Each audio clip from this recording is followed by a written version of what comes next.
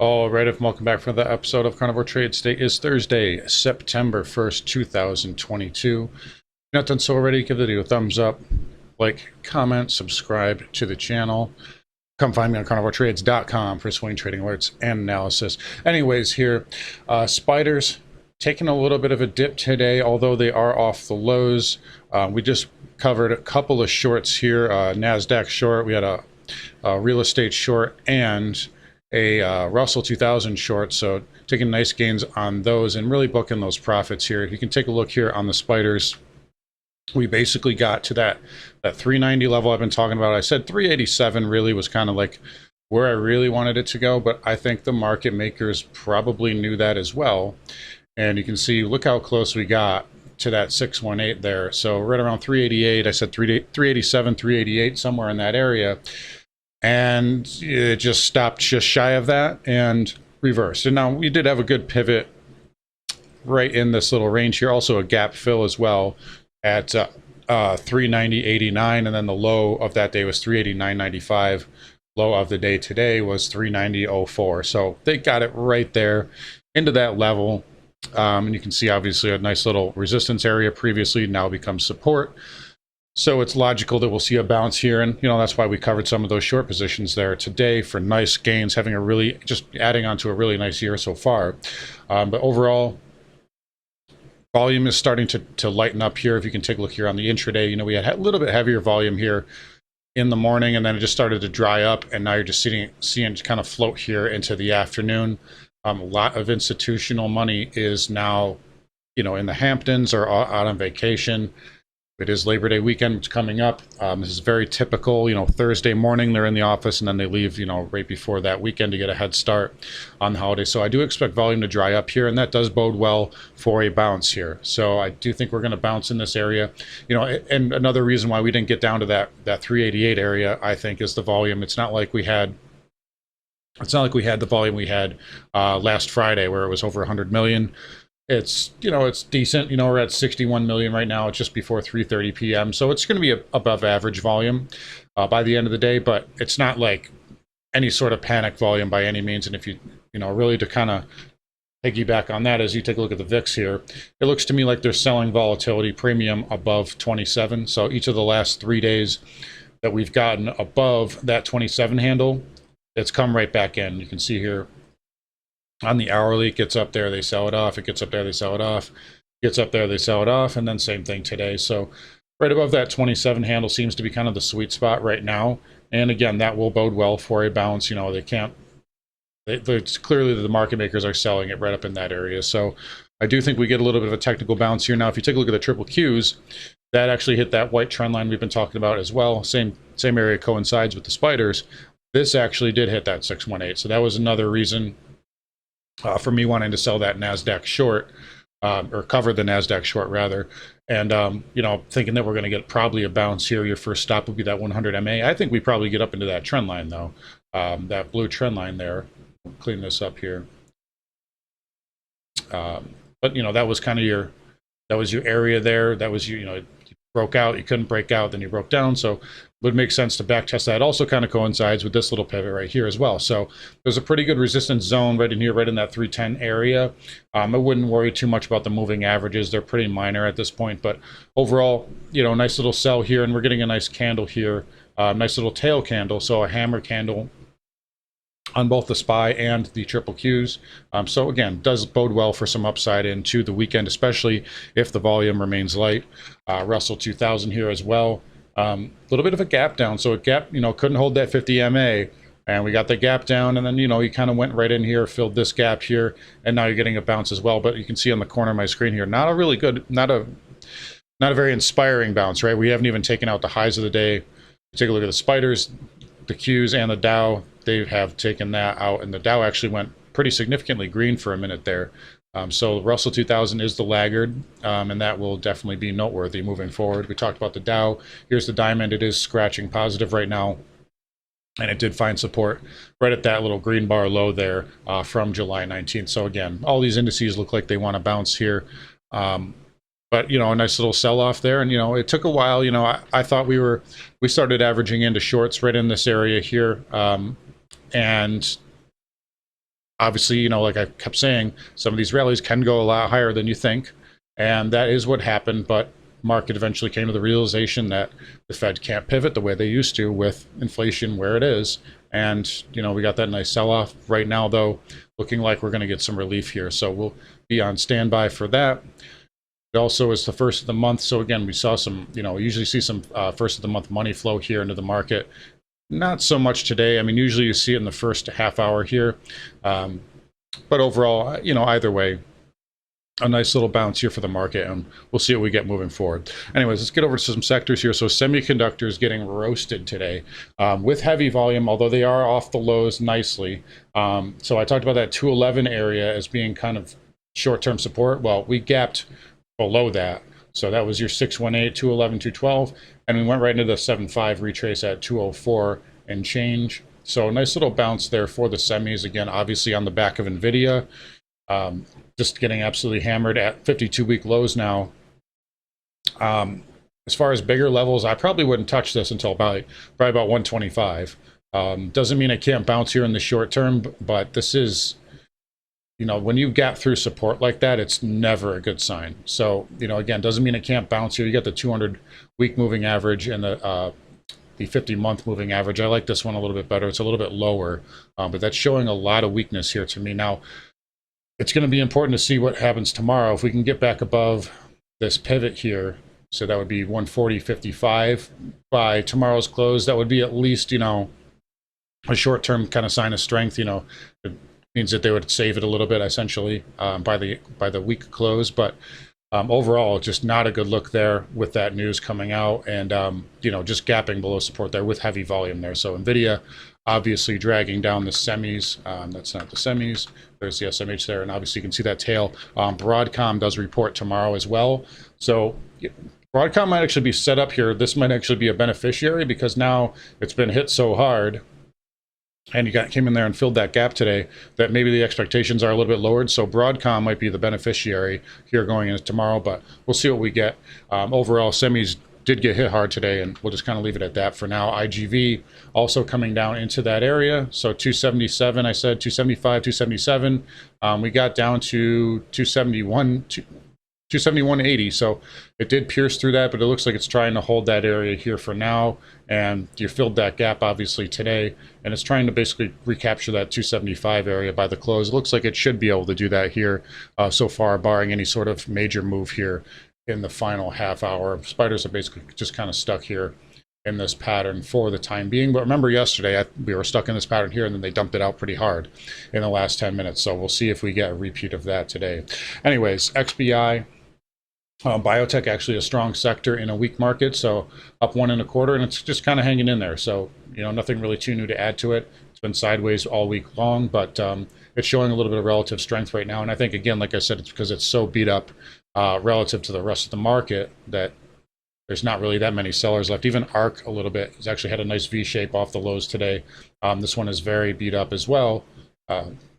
Pretty good trend line breakdown though. You know, that's a good trend line breakdown from last week. But the last 3 days outside of today, it's really just kind of gone sideways. Where if you look at, you know, the Qs, they've really gone sideways to lower here. So, you know, some of these beaten down names are showing a little bit more relative strength, but, you know, I wouldn't make too much out of it. It just means that they're so oversold that they're not really, the downside is basically more so priced in, I suppose, on some of those names. Anyways, here, Dow Transports. So gap down here, and it's rallied back, actually basically to the flat line now. So transport's actually hanging in there. Again, we went into that kind of flag area. This is where we broke out of. So it is testing that now and getting a bit off it.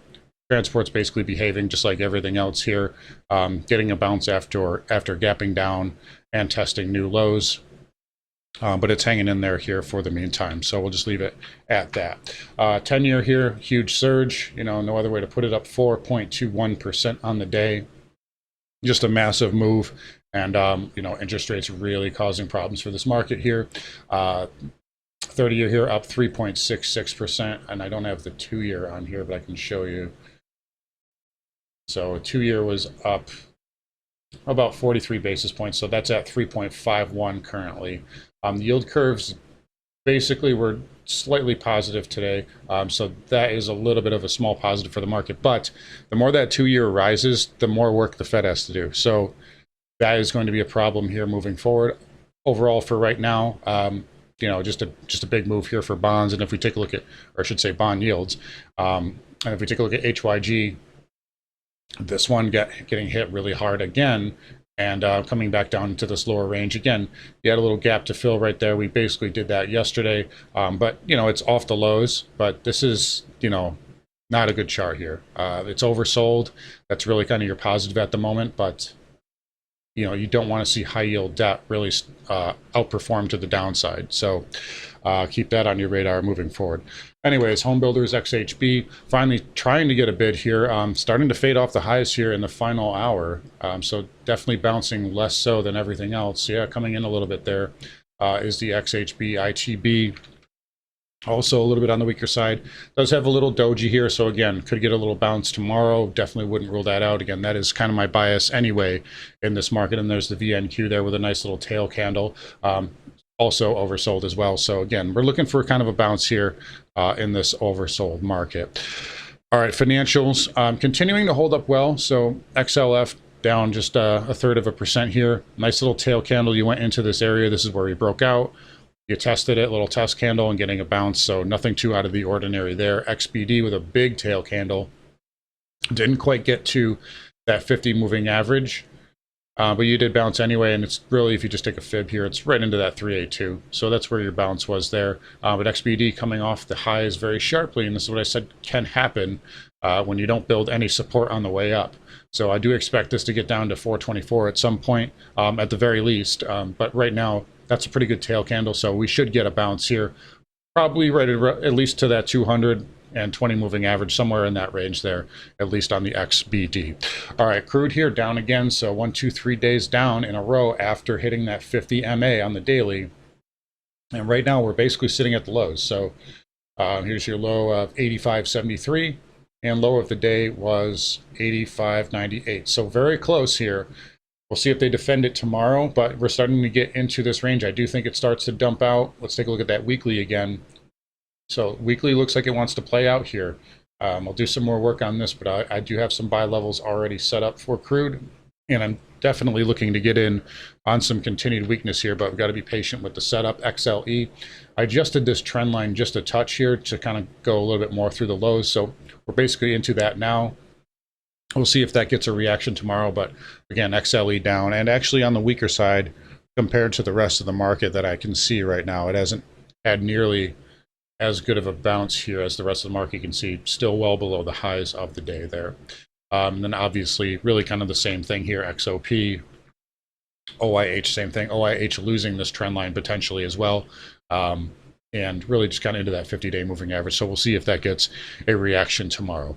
Nat gas, another nothing burger. Again, it's just kind of holding that 20 moving average. We'll see what it does here moving forward, but no real new updates with Natty right now. And the dollar index, I've been telling you guys for like probably 2 months now, it's going to go to 110, and it went up to 109.97, and then it stopped. I don't really see a sell signal here. I mean, it's off the highs. This probably can go higher here. So, I mean, you got a little bit of a retrace there, but it's still kind of just in the upper range here. You're still inside of this big giant bar here on the 10-minute. And on the hourly, you just have another inside bar. So this is still holding up really well. I think at some point, if you get a big engulfing reversal, that's going to be kind of your signal. Or, a major, a shooting star, a topping tail, something like that. That'll be your sell signal here. And I think we're definitely in that territory right now. We've been in that territory. There's the weekly, it's parabolic. The monthly, parabolic. So get rid of these lines. It's parabolic, right? So we're into that zone now where any sort of major reversal will probably mark a top in the dollar. But for right now, you still have to respect its strength. Gold here, again, still continuing to slip here. Now it's starting to get pretty oversold short term, going into the screen bar low. I'm looking to buy some gold here, but we just need to see that signal from the dollar right now. Silver continuing lower, still looking very intriguing to me. I haven't pulled the trigger on this. I have so on platinum, though. I think platinum will put in a W bottom here At least that's kind of my bias right now. We have a nice W potentially setting up, and you have an oversold condition with a double bottom pierce that usually can give you, and look at the volume there too. So there's a lot of people dumping at the lows. Either that, a lot of stops getting hit perhaps, but you can see right there. So that is a good sign that platinum does want to turn the ship around, but we'll see what we get tomorrow. And then palladium here dipping down a little bit here. Don't really have anything for that. And then copper also continuing lower. So really in danger of breaking this weekly pattern. You need a reversal tomorrow to get back inside of that green bar, which I doubt happens. It's going to be a big move if it does. But right now it's basically just retesting that 200 moving average. It's not completely broken, but it's definitely on the weaker side. And you really kind of, and ever since I told you guys that the other day, I was like, ever since that tail candle, I just hated that tail. It just wasn't ready to break out. And I hate when I see an equity or anything really pop before it's ready and then come back in like that. It almost always results in a fake break or a failed breakout. And I think that's maybe what we just saw on copper here. But for right now, there's still a chance it could come down and put a higher low here, around that 335 area, somewhere in that range. But for right now, definitely on the weaker side. All right, so lastly, coins here. So coins still showing some relative strength. It's still kind of, it's hard to even say that, but you're kind of just in this kind of holding range here. But again, compared to the spiders, compared to the triple Qs, they're hanging on okay. Ether trying to put in like a micro inside bar here, so that could give you some upside. And again, maybe the coins are a little bit of a leading indicator here, that the fact that they bottomed out sooner and now the market is starting to bottom. And I've been saying here, I do think we get a bounce. Maybe the fact that Ether is bottomed out sooner is kind of the the leading indicator that we're looking for. But overall, nothing really too new to add to the coins here. You do have that micro kind of inside bar there on Ether, so that will give me a short-term slight upside bias there for Ether and Bitcoin right now. And then obviously combine that with the price action today on the spiders. We're kind of just holding up right now. You got a hammer candle essentially on the daily into support. I would be pretty shocked if we just took that out tomorrow. That would be a little surprising to me. I do think this market's oversold and due for at least some type of a retrace here in the near term. Anyways, guys, gonna wrap it up here. You guys take care. Come find me on carnivoretrades.com, and I will talk to you all tomorrow.